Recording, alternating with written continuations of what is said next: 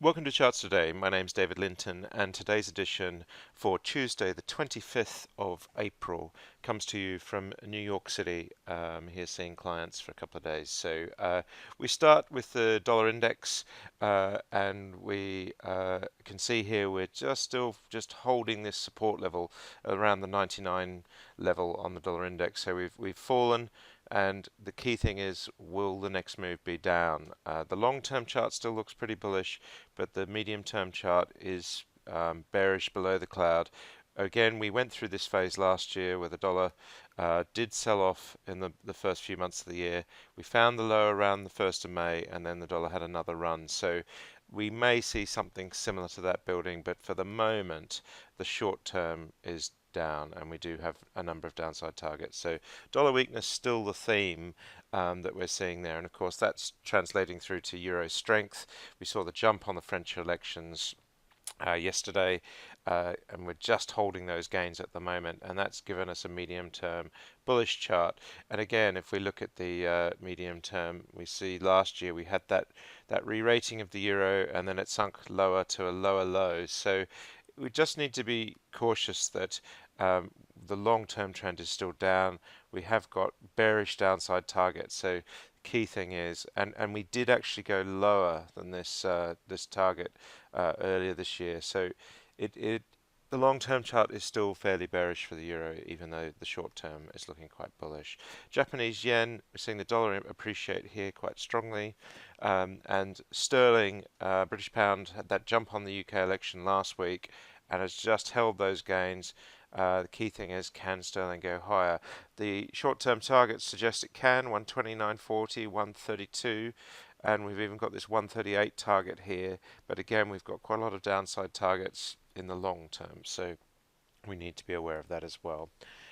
Looking at the euro sterling rate, sterling fell against the euro yesterday on the French elections, and so euro's just got the upper hand at the moment. Flat against the Swiss franc and against the Australian dollar, we're just seeing a slight re-rating again back to that 170 level. Markets had a very strong day yesterday globally, and that really was the jump on the French election. The S&P 500 we saw just recovering, but not making a new high. So quite significant there that the chart is very bullish on all three time frames really, but we just don't have that. Breaking to a new high, and so we see here we do have upside targets at around 3-4% potential. So this is very much like an ascending triangle. We are seeing patterns to the upside. Looks like the US stock market will run again, and if we look at the Nasdaq, that did definitely break to a new high at 5,500, and we see here that break showing up on the lagging line.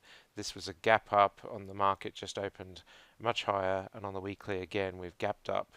So we're seeing here quite a strong result, and we've got upside targets 14% on the medium term, 2.5%, but the Nasdaq now looking very strong indeed. The Dow jumped as well, not making a new high yet, but it jumped, and the Russell 2000 looking strong too, not quite breaking out of this sideways range yet. So it was very much about the Nasdaq. Looking at the futures markets this morning, the S&P 500 future is up just slightly at 0.2% up, and the Nasdaq E-mini also 0.2% up. So looks like the markets will continue yesterday's run. FTSE 100 is recovering quite strongly, back into bullish territory on the medium term, but nowhere near making new highs. So Europe just not looking quite as strong. The FTSE 250, on the other hand, the mid caps in the UK market looking very strong. This is the sweet spot at the moment in the UK stocks, is the mid caps, and so that's looking pretty strong. The DAX up yesterday strongly again on those European results as we would expect, breaking out in this chart, so looking pretty strong. But a real shortage of upside targets in the medium and long term. The short term, we've got another 1% to go. This target here, this thrust yesterday, will give us a new upside target, but we're not seeing those filtering through on the medium term charts. The Nikkei strong on that weaker yen. Dollar strength, weaker yen, so the yen falling has given Japan some new impetus, but again we need to break to a new high, which we're not doing yet. Hang Seng was looking strong yesterday, and today. China was weak yesterday, but is up just very slightly today. and the Indian market rising quite strongly. The Australian market closed for public holiday Anzac Day, so we'll wait for tomorrow to see it play catch up. But again, this market's still looking pretty good. Brent crude, it's just struggling to break the crowd. It's up very slightly this morning, up 1/3%, but not enough to get it through on the short term.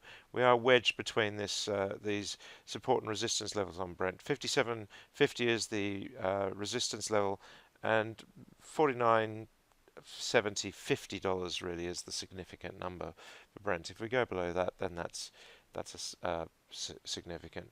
And WTI already below the $50 mark, so and we've got downside targets of 46.70, so that's 5% downside, so still looking pretty bearish. US nat gas below the cloud on the short term and the medium term, so just looking a little bit bearish at the moment, but the long term picture is still bullish. Some other instruments like copper, we're seeing here it's up above the cloud short term, and we've got quite a few targets here, so that's looking quite good. If we look at cocoa, down 1%, so this is a very bearish chart. A lot of the softs are looking quite bearish. If we look at something like corn, for example, again bearish in the short term. Gold, we comment on quite a lot, 1270 at the moment, so a little bit of downside potential here, but the medium and long term chart's looking pretty good still, and this upside target of 1371 very much intact. Silver, much the same thing, bearish in the short term, but the medium and long term looking bullish. US Treasury yields just hanging at 2.3%. And then if we look at some tech, we see Apple had a strong move yesterday. Pretty much all tech did. Google really accelerated, breaking to a new high, looking really strong on the Google chart. Amazon also moved up strongly yesterday. The long-term chart looking pretty amazing here. Facebook jumping to new highs as well. Lots of upside targets on Facebook, looking very strong. So that's quite key there too. And Microsoft broke out a really big, strong move there as well. Very much like the Nasdaq chart, up very strongly. That gives us new upside potential on Microsoft. And we've got sort of 24%, 22% upside on the medium and long-term charts. So US tech starting to dominate again. That's it for today. Until tomorrow, happy charting. See you then.